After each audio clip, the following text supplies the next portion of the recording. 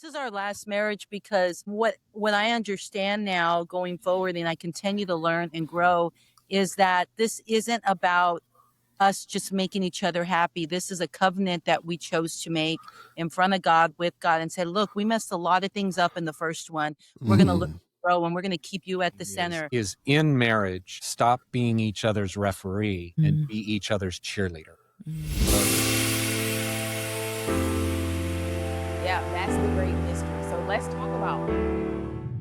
Hey, everybody. Welcome back to the Marriage Game Plan Podcast. Welcome back. We missed you. That's right. We always miss you guys, but we're always praying for you and for the success of your marriage team. We've got a great show today. We've got our friends, Jeff and Michelle Collins. Now, Jeff and Michelle, they are real estate agents in the Houston area, and they have a great real estate team called the Collins Home Team, which I found that to be very interesting, right? We always talk about how to win your home game, and they have the Collins Home Team. They are real estate agents, and they are known for serving families with integrity, with excellence, and with legacy in mind. Yes. And not only do they have an amazing real estate business, but they are also marriage leaders at Lakewood Church in Houston. That's right. And that's where they are helping couples have a strong, grace-filled relationship. Welcome. Jeff and Michelle, welcome to the Marriage Game Plan Podcast. Yeah. Thank you so much. It's our honor to be here. I mean, we admire you guys, and we're grateful for what you're doing for couples and families. Yeah, always. We have like-minded hearts over here, right? We want to build healthy homes. We want to help marriages, and we are on the same team. And so when we look at you guys, and especially with our audience, now our audience is listeners that love marriage, but we also talk about marriage through sports themes. And so when we look at football games, in order for that football game to start, we have to have a kickoff. So as we talk about your kickoff, tell us how your story began. Tell us a little bit about yourself. Oh, I love this part. I love anybody that asks me this question. I always tell them, I walked into this meeting that she was already an executive at, and I was there interviewing the company to see if I wanted to join. And she comes running up to me, and she just undresses me with her eyes. And she goes, if there's anything that you need, I can help you. Yeah. That's his version. That's my story. Okay. I was like, that sounds like a fantasy, Jeff, more than a reality. Exactly. He was trying to run a play that wasn't even in the books. Anyway, it was a fake field goal. Really, but we're a blended family. It's our second and last marriage. And I had said a prayer and just told God that, look, if you want me to meet somebody and you want me to be married again, I'm going to serve you, and I'm going to work and at this U.S. bank, and I'm going to work and serve you. If you want that, then you bring somebody to me. And at the moment, I didn't even know what I was really saying, other than I was just making an inner valley hymn that this is just going to be about me and you and these kids, and you're to work everything out. And he walked into that meeting thinking he was there to get a job, and God was like, this is just divine order and prayer. Yep. Amen. I didn't realize that was in the playbook. Wow. Well, so I love that, how you guys said it. Michelle, you said that it was your second marriage, but your last marriage, right? I like that. Talk to us more about that, the determination that this is your last marriage. This is our last marriage because what I understand now going forward, and I continue to learn and grow, is that this isn't about us just making each other happy. This is a covenant that we chose to make in front of God, with God, and said, look, we messed a lot of things up in the first one. We're going to look grow, and we're going to keep you at the center. And I'm going to learn how to love and serve him. Even when I do it wrong, I'm going to go back to you and trust you that you gave me this marriage that I prayed for, and we're going to figure this out together. We say that all the time, that this is our last marriage, because we need to let the universe and our words and our energy and the people around us to speak that over us too. It's another way of us saying that we trust you, God. And acknowledge that God put us together, and there's growth in that, growth and blessings in that covenant. And we don't take the approach of, well, if it gets hard, we'll just start again. We know there's growth in it, even through struggle. That commitment is an amazing guiding principle, that you are governing your behaviors and actions and decisions through that principle of, no, this is it. We don't have a plan B. We will figure out how to make this work. But getting out of this is not an option. That's a great guiding principle. What other guiding principle or plays do you implement that are non-negotiable in your marriage? One of them that comes to mind, and I was talking to, the older the more seasoned we get in relationships with other couples with children, we're hearing a lot of different blended families. And even if it's their first marriage, we're hearing struggles in the season of parenting as they get older and decisions. And one thing that we didn't realize, we knew it was a non-negotiable, even though Jeff said it very early on, is one of our children, he said Jeff couldn't come to his high school graduation. I mean, he banned him from the whole school. He wasn't welcome.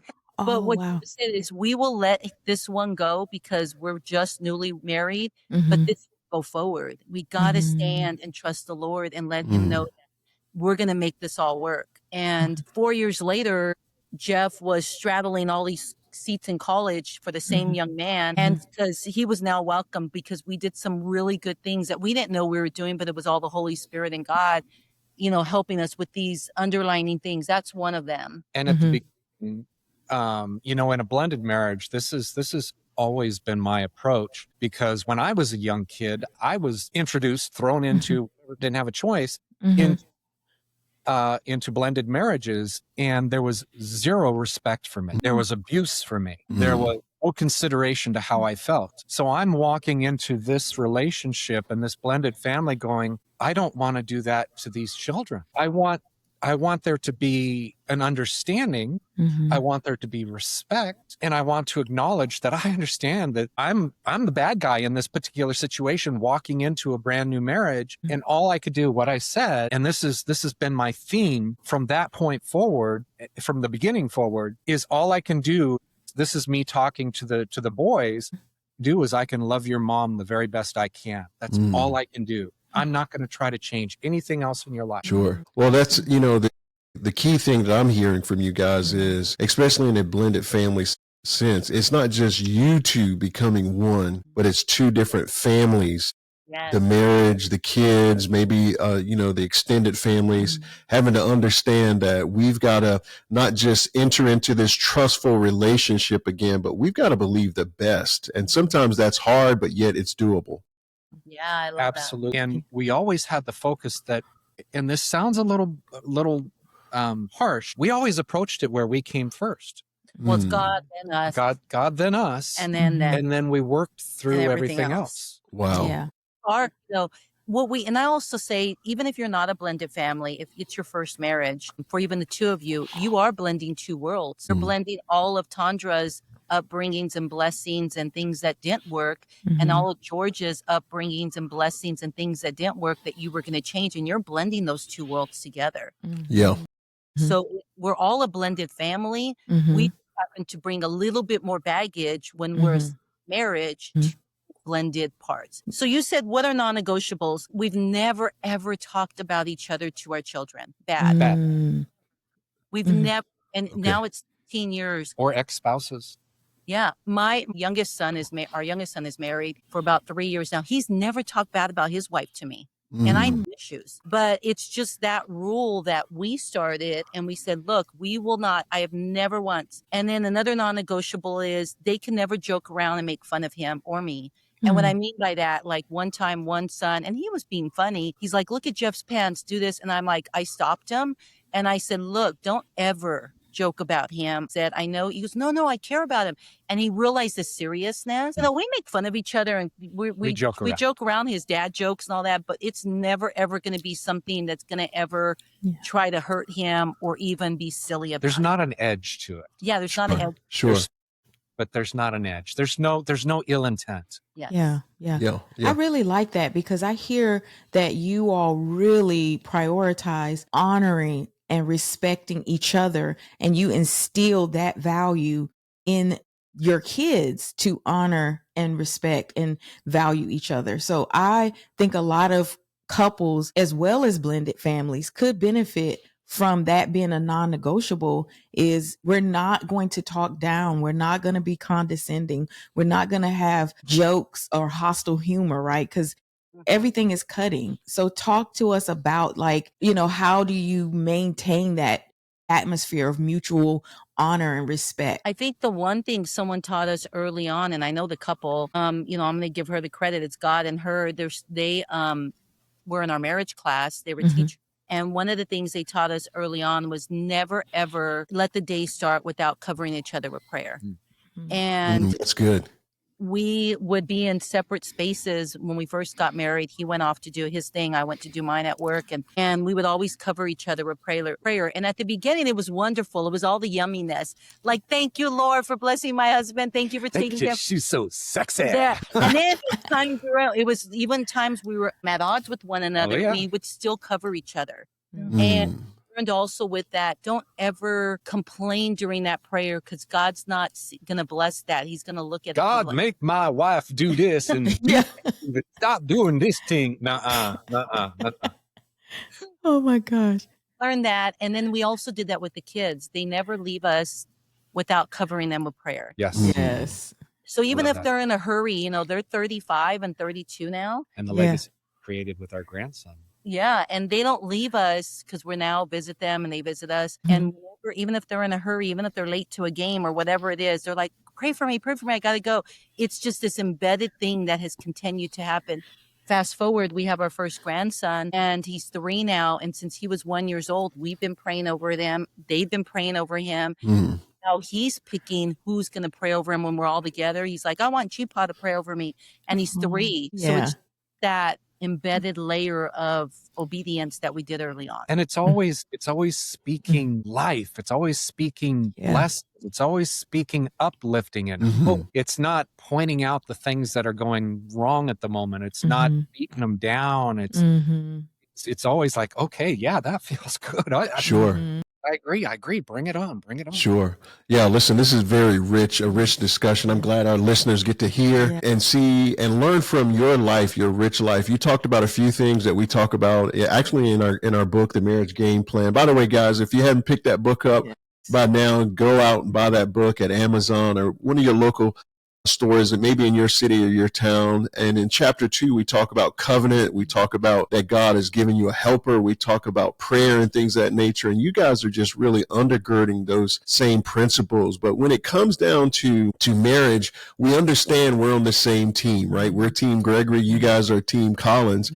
But tell us, how have you learned to honor and support each other through your differences as well as your strengths? Because sometimes our differences are what pulls us apart, and we think our strengths is what build us. But talk to us and tell us, how do you honor each other and support each other, even though you're very different people? So I heard this from our mentors, our marriage mentors, and this sticks right along with the game plan theme is in marriage, stop being each other's referee and be each other's cheerleader. Love it. Say that one more time, Jeff. Jeff, say that one more time. So in marriage, for each other, stop being each other's referee, because the referee looks to throw that flag at everything that you're doing wrong, breaking all the rules. Start being each other's cheerleader. Cheer each other on.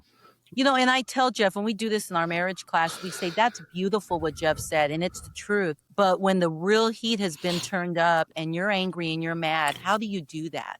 How do you go back into that? And we notice that, there's a space when you're arguing, one will back up. Jeff tends to back up a lot, and I tend to move forward. And it really heats him up. I mean, because he wants time to be able to just process, and he wants me to stop coming at him. And then I have to remember, back away and talk from here. If we're having this discussion on the island, or he's just heated about something that I said wrong, or I came at him too strong, then I just have to look at him. And one of us, hopefully in that moment, have to say, look, we're not okay right now, but we're always going to be on one team. What can we do right now to just calm each other down?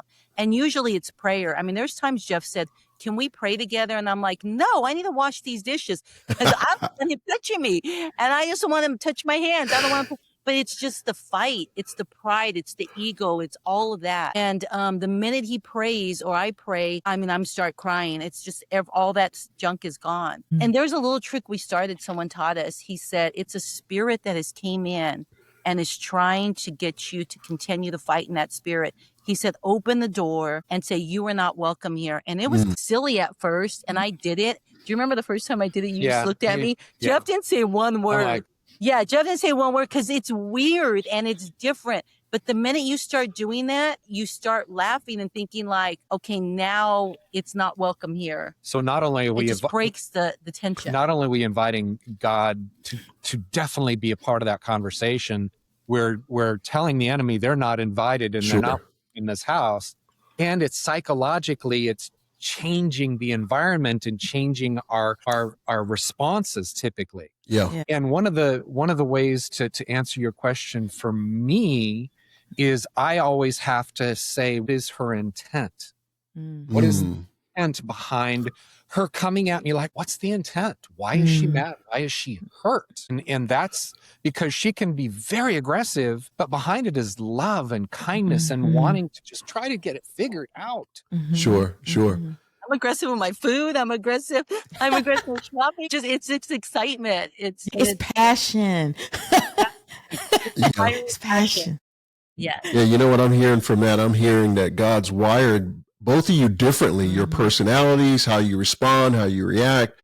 And yet God doesn't change that because we get married, but we have to learn to work with each other, right? Because we're still individuals, but we're on the same team. So we have to, I love what you said about you got to cheer each other on and not just call the red flags on each other. I mean, I think that's one of the best things that I've learned from you guys at least so far on our call here. Yeah, for sure. And I think that is going to resonate with a lot of couples because we are different. And a lot of times we want to reject how we're different, right? But we have to learn how to influence each other in the difference and make our marriage stronger because now we've got, a more well-rounded approach to marriage because we're allowing each person to thrive in the way that they make us better as a couple. So I think this is definitely going to resonate with a lot of couples. Couples face a lot of challenges.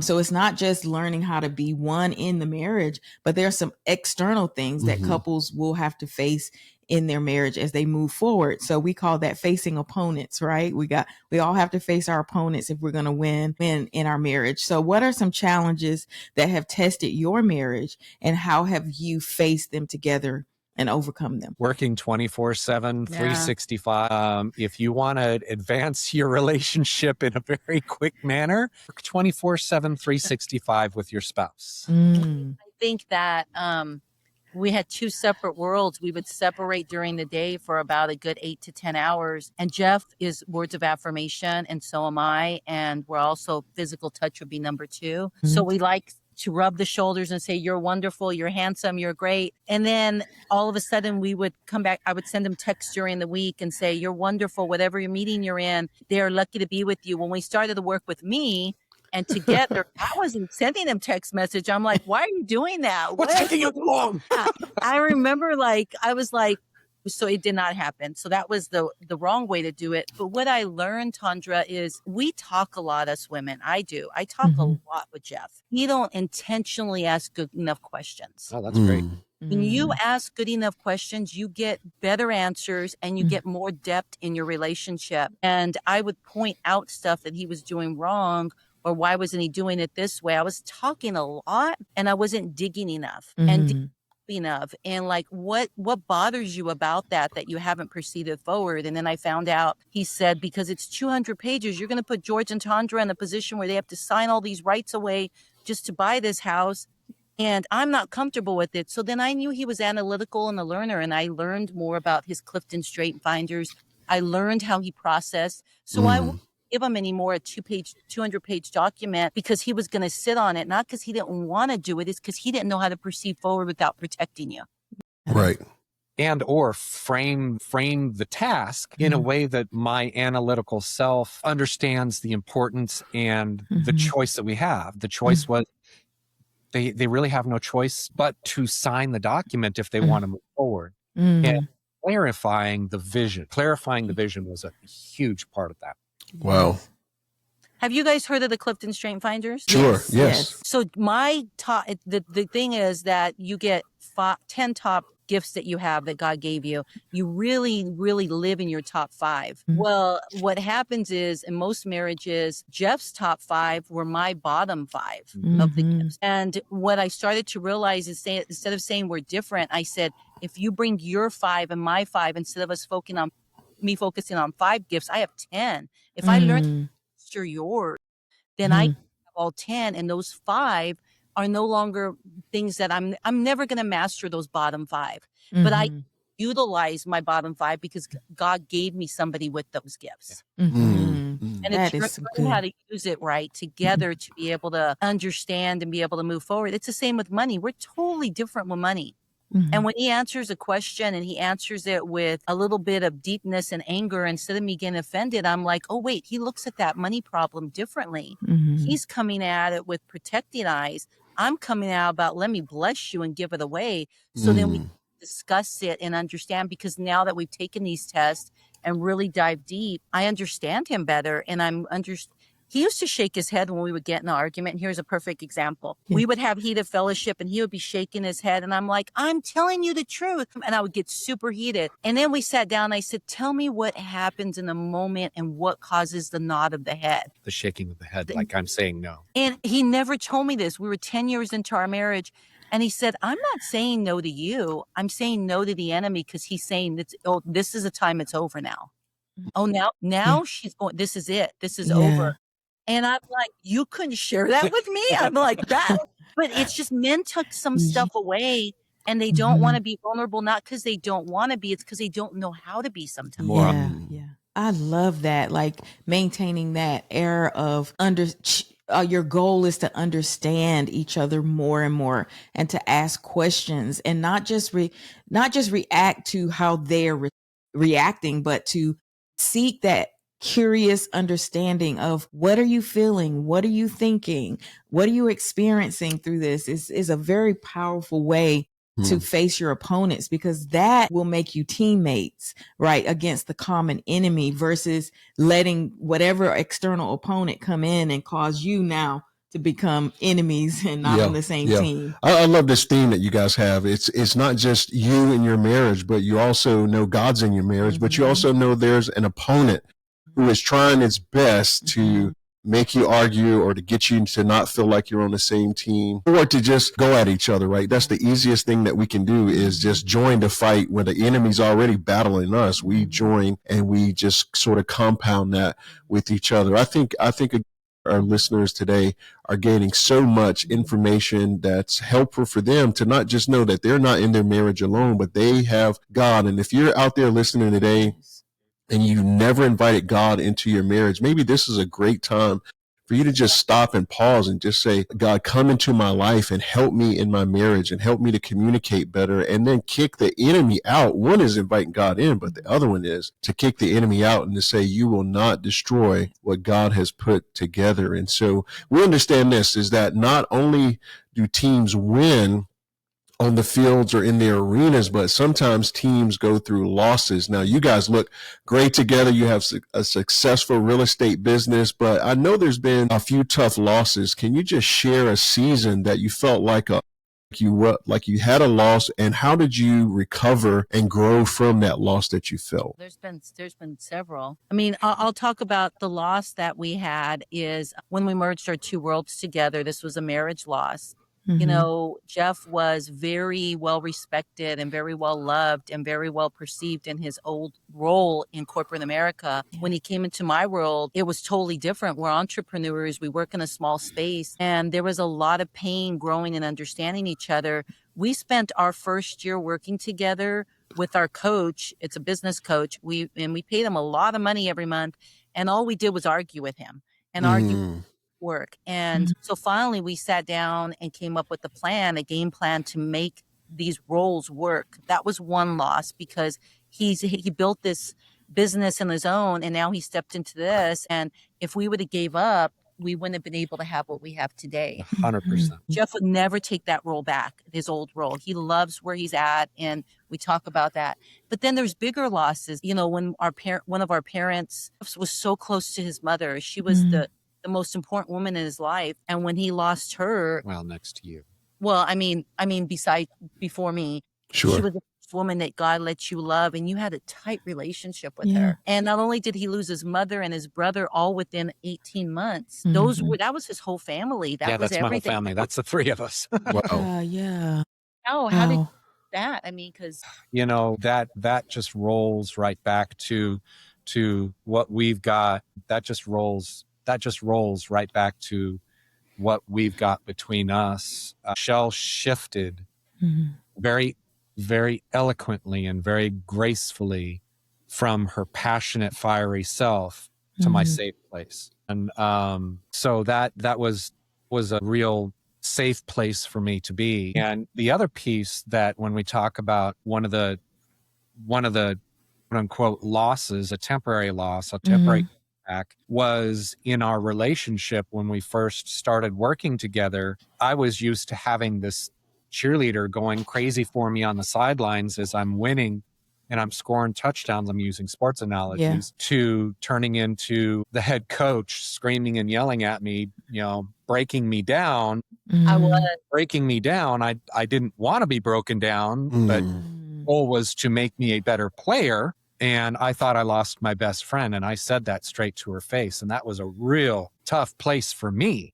I mean, I broke down crying, and I'm not a crier. I broke down, said, hey, I'm losing my best friend here. This is not working. Yeah. And what happens in the relationship, because I'm so high strung and so positive, I gave him a whole 10 seconds of empathy. And then I jump into like, are you kidding? I'm right here. Do you not see me? And then we just immediately go back into our negative programming. We had to stop and say, okay, what's happening? Here's the big piece where I was going, though, was that we were leading and coaching and leading people, and we were fighting behind closed doors. We were probably 5 years into the marriage ministry at this point, and I loved it. We both loved it. And now he came into my world of work, and we didn't want to go to our leaders and tell them we were fighting behind closed doors because I didn't want them to take away what we loved doing. And then finally, as we started to pray together, we went to them. They're like, oh, we know you're fighting behind closed doors. We're waiting for this. And when everything broke and then everything starts to shake and everything starts to fall apart, but then that's when the real blessing comes because you can see miracles behind that. It's exposing what you're doing. And that's the one thing I think in our marriage classes that we get a lot of is there's so much transparency. It's great to look good, smell good, and act good. But when you get into the real meat of we're still struggling with this, 15 years into this marriage group, we're still transparent. They're like, you give me permission to also be real and be able to heal from that place. Yeah. That's so great. And what I'm hearing a lot of is you didn't do this by yourself. Like you had a community, you had a support system, and they were waiting there to support you and guide you through your relationship, because marriage is not like it's a one and done. It's a evolving type of thing as life's ups and downs happen, and we need people. So how has it impacted you to have such a supported community, and how has it really made your marriage what it is today? Wow, that is such a big, beautiful part of a successful life and family, because we have now been going to the same church for the last 15 years, and it's non-negotiable. I mean, we don't discuss it. It's like brushing our teeth.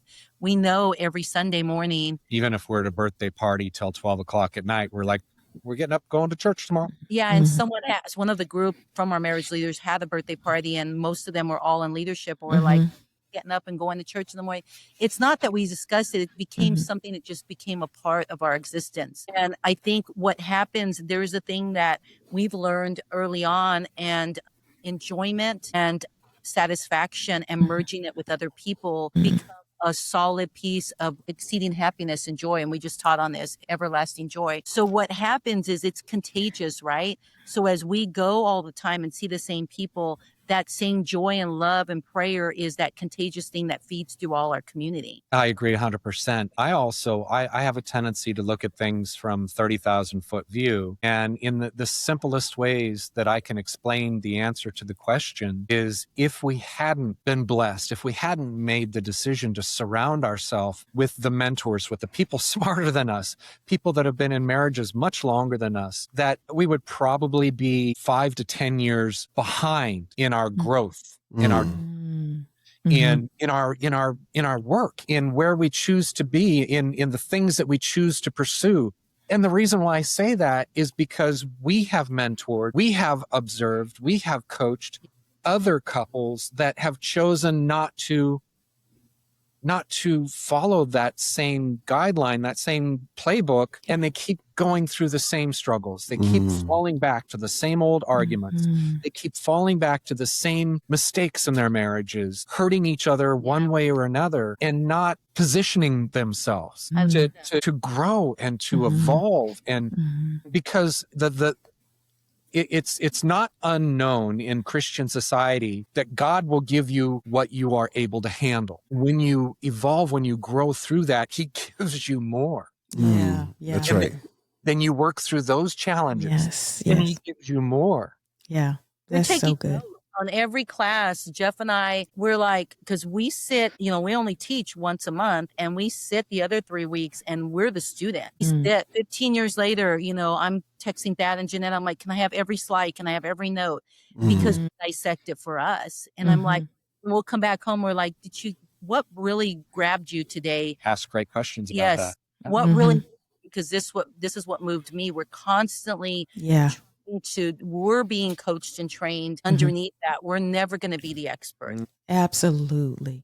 I love that. And for our listeners out there, if you are going through a tough time, ask for help. You do not have to do marriage in isolation. That's not the best way to do marriage. We never outgrow learning how to do marriage. It's an ongoing process. So I know marriage is intimate and it's private, but you have to open your marriage up if you want to grow as a couple. So that's my encouragement to you. One other thing is like, how do you as a couple communicate alignment when you're making decisions or having conflict? How do you communicate alignment to each other? Well, I want to talk about the first time we were married. So first of all, she always talks first. So I'm a great listener. I love how you brought the alignment of money.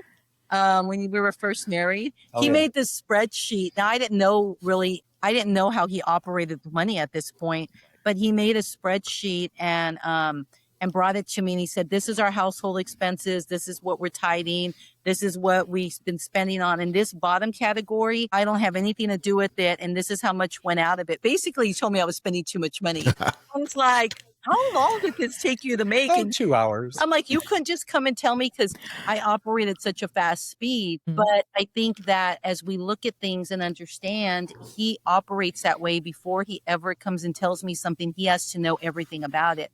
I just shoot, then I go back and say, oh, I should have aimed. But he's different. He sets it up. He makes the play, does this and why. So I think that we just learned, I kind of lost my train of thought on that, about how we operate on that.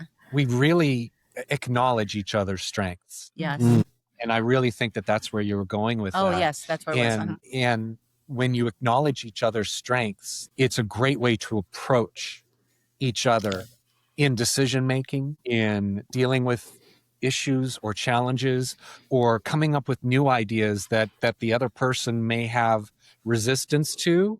When there's a question about spending a lot of money on something, she comes to me low voice, acknowledging that I'm probably initially gonna not be real comfortable with the decision, lays out all the reasons why making that financial decisions in the long run will save us more money. Yeah, just that is very a win. slow. Yeah, that is a huge win. Love it.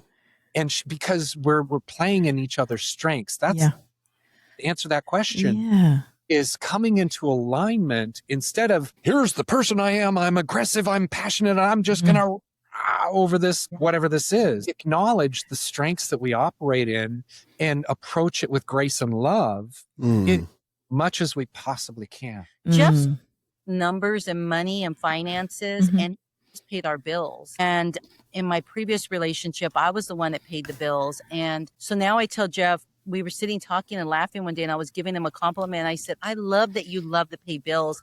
He said, I don't love to pay bills. He said, I do it because I don't like a late fee. And I never thought of that. And I have this joke with my friends that I've never paid a bill late because I've never paid a bill. Because Jeff's also never washed dishes. And years, Jeff doesn't wash dishes. Maybe once. Maybe once. Maybe once. So those are things he doesn't enjoy that. So then I wash them, or I put them in the dishwasher. So we've learned what we like and don't like. But Jeff will do toilets and he'll vacuum. So then I'm like, he'll mop. Windows. So those are things you understand, and you become a balance to it and say, okay, that this will work. Sure, man. That's awesome. You guys are hilarious, by the way. Just looking at your makeup and how you respond to each other, and I love how you banter to across each other and things of that nature.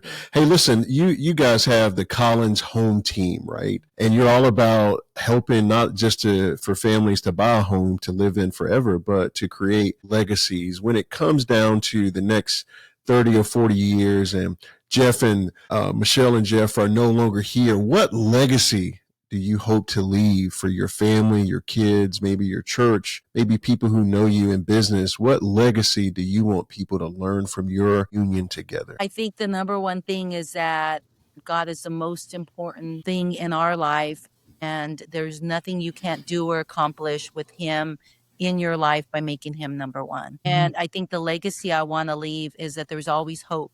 There's always hope for your marriage. There's always hope for you to get healthier. There's always hope for a second chance. There's always hope for you to be able to be happier and more joyful and to be able to love everyone around you. There's always hope. And more than anything else, I want my children and my grandchildren and everyone to say is that she loved Jesus and she seen Jesus through her. Oh, amen. And that everything that we did as individuals, as a couple, was through the eyes of Jesus. And his love and his tenderness, his tenderness and his quiet strength. If I had anybody remember a legacy about me, it would be quiet strength as through the eyes of Jesus. In everything I do, everything I teach, everything I talk about for our sons, for our grandchildren, that Papa and G-Pa and Grandpa just emulated what they would expect or think that how Jesus would come and wrap their arms around. Amazing. Amazing. I love that. So sweet. Yeah, I think legacy is one of the things in life that people don't build towards, in a sense. We want to, leave our Ks, or we want to leave certain things for our families, but that word legacy means a lot more than just financial things. It's the eternal things. It's the things that we want our kids to emulate. Our marriage, we want them to emulate how we love one another, how we forgave one another, and how we had intense fellowship, but yet we still learn to be on the same team. Jeff and Michelle, you guys have been spectacular today. Thank you guys for coming on our show. You guys get the award for doing it big and being on the same team. Yes, thank you. And we have enjoyed you sharing your story. Thank you for being so transparent and vulnerable. And I know that our listeners got so many good nuggets, and you're touching lives and couples by sharing your story. Thank you. Thank you. Thank you guys for what you're doing. Thank you for your book. Thank you for loving people. Thank you for showing up. And thank you for being God's hands and feet to so many, including us. Oh, thank you. Well, we try to do our part, but listen, we want our listeners to know where to find you guys, right? Maybe they're in the Houston area. Maybe they're looking for a house or a home, or maybe they want to just find out about the Lakewood Marriage Ministry that you guys have going on every Sunday after church, whether it's online or in person. Tell us how we can find you guys. Info at collinskw.com or Jeff at collinskw.com or Michelle at collinskw.com. And the one thing is that if you don't live in the Houston area and you want to be part of our marriage, group, we have, if you text 77377, the word marriage to 77377, you will get a link. Twice a month, we teach on Zoom at 6 p.m. Central Time. And that's just a way to connect. And we have about 100 couples from all around the world that come on to that Zoom link twice a month. Okay. That's so awesome. Tandra and I, we've had the privilege to be on that call with all your many listeners from around the country and people who would tune into your Zoom meetings. It's such life-giving, it's such educational, and it leaves you walking away with practical tools. And I think that's what couples need during this time. Jeff and Michelle, thank you so much for being on the Marriage Game Plan podcast. And for all of our listeners, we want to let you know that we are praying for you in this season like never before. Hey, go out, make it a great week. God bless you. Hey, thank you for tuning in to the Marriage Game Plan podcast, where we believe every couple can win with the right strategy. If today's episode encouraged you, please follow or subscribe and share it with a friend, as it helps more couples find our podcast. And if you haven't grabbed a copy of our brand new book called The Marriage Game Plan, it's about developing a winning strategy for marital success. Hey, go out and grab a copy at your online favorite bookstore today. It is full of real talk, practical plays, and powerful tools to strengthen your marriage, which will help you win your home game. As you go, stay tuned for our new coaching groups starting this fall. And if this podcast is blessing your life, consider supporting the mission at journeyforlifenow.org. Remember, we're building championship marriages One play at a time. See you in the next episode. See ya.